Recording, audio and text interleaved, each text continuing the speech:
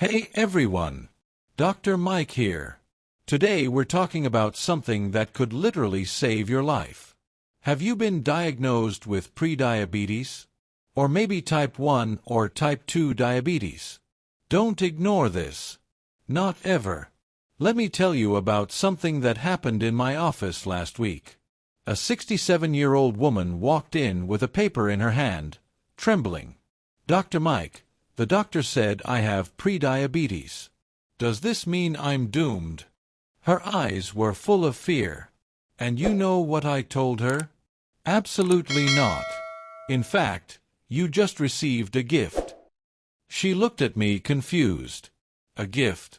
Yes. An early warning that can completely change the direction of your health. And that's exactly what we're going to talk about today. What to do when you receive this diagnosis that, yes, is scary, but can also be the beginning of a much healthier life. Understanding your diagnosis. Let's start by understanding exactly what these diagnoses mean. Prediabetes. Your blood sugar levels are elevated, but not high enough for a diabetes diagnosis. It's a critical warning sign. Your fasting blood glucose is between 100 to 125 mg/dl, or your A1C between 5.7% and 6.4%. The good news: studies show that up to 70% of people with prediabetes can prevent progression to type 2 diabetes with lifestyle changes. Type 1 diabetes, an autoimmune condition where your body doesn't produce insulin. About 5 to 10% of all diabetes cases are type 1, usually diagnosed in childhood or adolescence, but can happen at any age. It's not caused by lifestyle habits, but by genetic and environmental factors that aren't fully understood yet. Type 2 diabetes. Your body doesn't use insulin properly, leading to high blood sugar levels. This represents about 90 to 95% of diabetes cases. It's strongly linked to excess weight, sedentary lifestyle, and family history.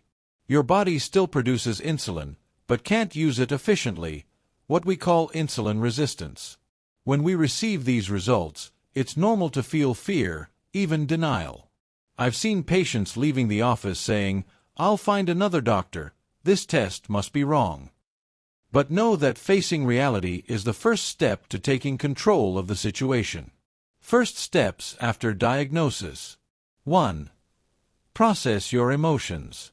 It's normal to feel fear, anger, or even sadness. A study published in Diabetes Care showed that up to 45% of newly diagnosed patients experience symptoms of depression or anxiety. Allow yourself to feel these emotions, but don't get stuck in them. Remember, knowledge is power. 2. Educate yourself the right way.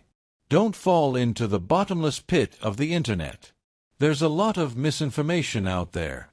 Talk to your doctor about reliable resources.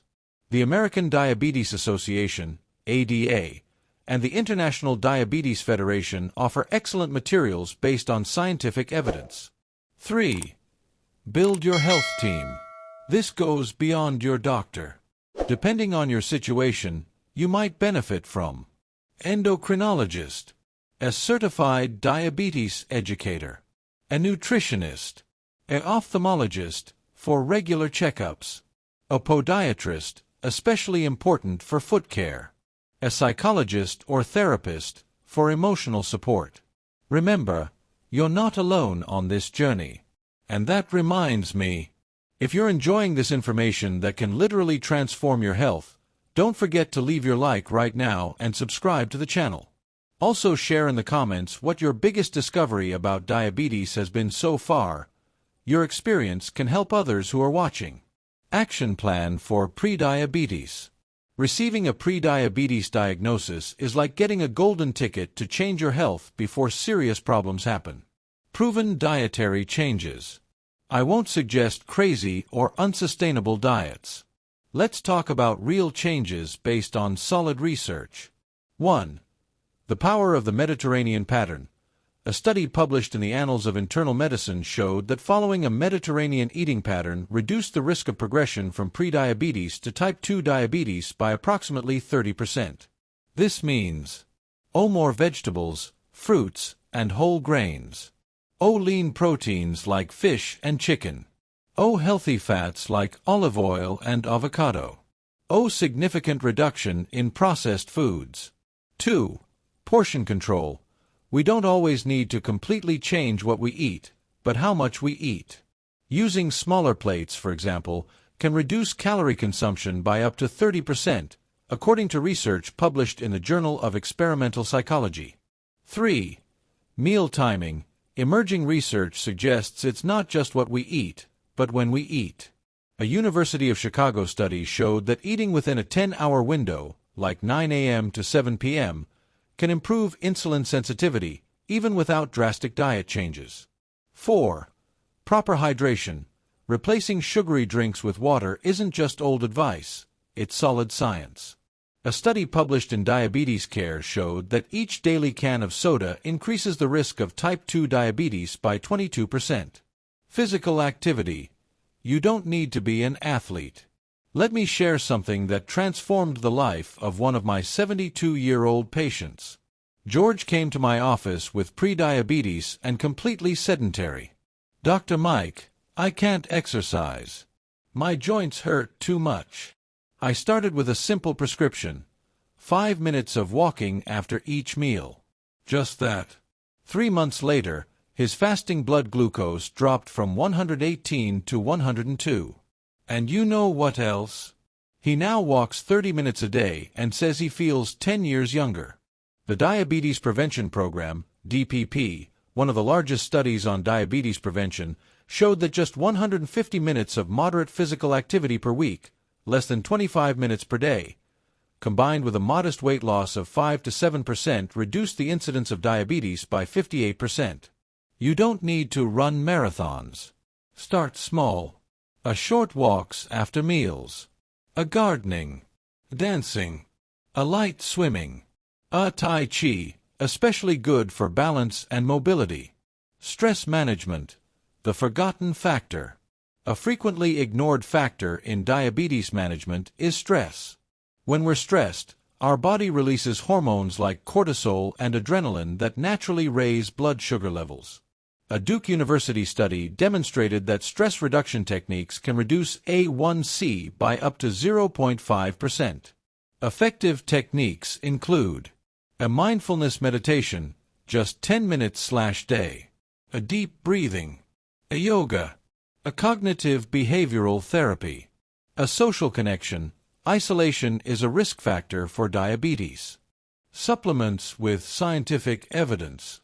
Beware of miracle cures for diabetes. Many are just marketing, but some supplements have solid scientific evidence. Chromium. A meta-analysis published in Diabetes Care showed that chromium supplementation can improve insulin sensitivity in some individuals. Magnesium. Low levels are associated with insulin resistance.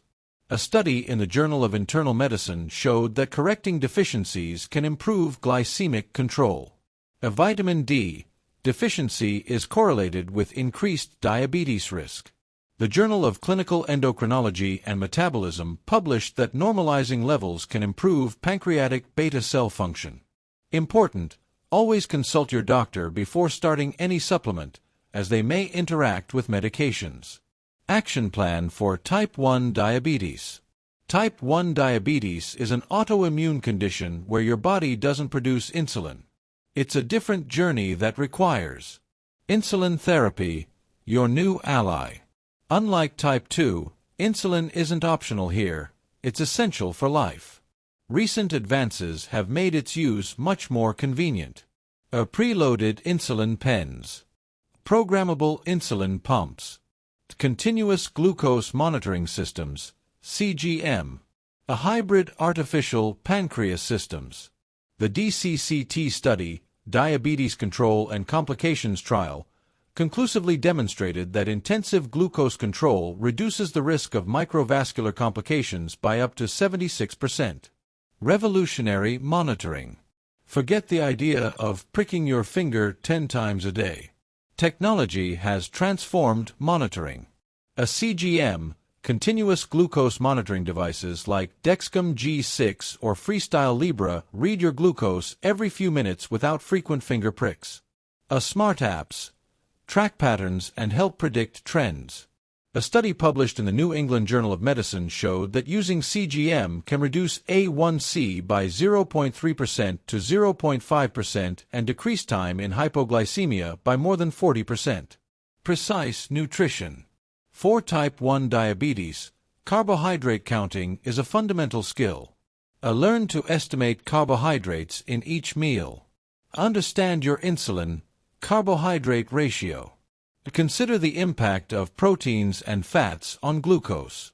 A Joslin Diabetes Center study demonstrated that people with type 1 diabetes who master carbohydrate counting experience better glycemic control and greater dietary flexibility. The power of exercise, with special care. Exercise is beneficial, but requires planning. Monitor your glucose before, during, and after exercise. Have fast-acting carbohydrates available. Learn how different types of exercise affect your glucose. Research from the American Diabetes Association showed that aerobic exercise tends to lower glucose, while resistance training may temporarily raise it. Action plan for type 2 diabetes. Strategic weight loss. The impact of weight loss. Moderate weight loss can have impressive results. The direct study, Diabetes Remission Clinical Trial, demonstrated that losing about 33 pounds led to remission of type 2 diabetes in nearly 86% of participants who were diagnosed within the last 6 years. My patient Elena lost 26 pounds in 10 months and her A1C dropped from 7.8% to 6.1% without additional medication. How did she do it? A moderate calorie reduction, 300 to 500 calories/day. A focus on unprocessed foods. A drastic reduction in added sugars. Controlled portions of carbohydrates. Medications. Far beyond metformin. Metformin continues to be the first medication for many, but there are revolutionary options. GLP-1 receptor agonists, like semaglutide, not only help with glucose control, but also promote weight loss and have proven cardiovascular benefits. The SUSTAIN 6 studies showed a 26% reduction in cardiovascular events. SGLT2 inhibitors, like empagliflozin, besides reducing glucose, they offer cardiac and kidney protection. The EMPA-REG outcome study demonstrated a 38% reduction in cardiovascular mortality. Combination therapies. Studies show that strategic combinations can be more effective than single therapies alone. Redefining eating habits. There's no single diet for type 2 diabetes, but certain principles are universal. Quality carbohydrates. Replacing refined carbohydrates with whole grains can reduce A1C by up to 0.5%, according to a meta-analysis published in the BMJ. A low glycemic index pattern. A study from the Canadian Trial of Carbohydrates in Diabetes showed that low glycemic index diets improve both glycemic control and cholesterol levels. Food timing. The PREDICT study showed that the same meal can cause different glycemic responses at different times of day, usually with better tolerance in the morning. Exercise as medicine. Physical exercise is so powerful that some researchers call it a polypill. HIIT, high-intensity interval training, even just 10 minutes, 3 times a week, can significantly improve insulin sensitivity according to a study published in the Journal of Applied Physiology. Strength training, 2 to 3 weekly sessions can reduce A1C by an average of 0.57%, according to a meta-analysis in Diabetes Research and Clinical Practice. Consistency beats intensity. A Stanford University study showed that short, regular sessions are more beneficial than long, sporadic ones. For all types of diabetes, prevent complications. Regardless of the type of diabetes, preventing complications is crucial. Diabetic retinopathy is the leading cause of blindness in working-age adults. The UKPDS study, United Kingdom Prospective Diabetes Study, showed that each 1% reduction in A1C reduces the risk of microvascular complications, including eye problems, by 35%. An annual comprehensive eye exam. A strict blood pressure control. A proper management of glucose levels. Kidney health. Diabetic kidney disease can be silent until advanced stages. An annual microalbuminuria test. A blood pressure control. Target usually 130/80. Avoid nephrotoxic medications. The Credence study demonstrated that certain medications, such as SGLT2 inhibitors, can reduce kidney disease progression by up to 30%. Cardiovascular health. People with diabetes have a 2 to 4 times higher risk of cardiovascular disease. Cholesterol control, especially LDL. A blood pressure management. A low-dose aspirin when indicated. A smoking cessation. The Ascend study showed that multiple prevention strategies can reduce cardiovascular events by up to 24%. Foot care. Diabetes is the leading cause of non-traumatic amputations. A daily foot inspection. Appropriate footwear. The immediate treatment of any injury. A University of Manchester study demonstrated that structured foot care programs can reduce amputations by up to 85%. The future of diabetes treatment. We're living in an exciting era for diabetes treatment. For type 1 diabetes. Fully automated artificial pancreas systems. Immune therapies to preserve beta cells. A research in stem cell transplantation. For type 2 diabetes. A medications with multiple benefits, glycemic, weight, cardiac, and renal. A metabolic surgery with lasting results. A personalized approaches based on genetics and microbiome. It is also very important to point out that all the information in this video was taken from research and studies. It is very important to consult your doctor before starting, continuing, or stopping a medication. Conclusion. Your diagnosis is a new beginning. I returned to that woman in my office whom I mentioned at the beginning. 6 months after her pre-diabetes diagnosis, she came back completely transformed. She had lost 18 pounds, her fasting blood glucose normalized to 94 milligrams per deciliter, and she told me something I'll never forget. Dr. Mike, that diagnosis was the best thing that happened to me. It woke me up. A diagnosis of diabetes or prediabetes isn't the end. It can be the beginning of a healthier and more conscious life. The knowledge you gained today is your most powerful tool. Remember, 1. You're not alone on this journey. 2. Small consistent changes have huge results. 3. Technology and treatments are rapidly evolving. 4. Many people live full and healthy lives with well-controlled diabetes. Now I want to hear from you. What information from this video was most surprising or useful? Leave it in the comments and let's continue this important conversation. Don't forget to subscribe to the channel for more content that can literally save lives. And remember, your diagnosis doesn't define you, but the actions you take from now on will define your future. I'm Dr. Mike, and I'm here with you on this journey.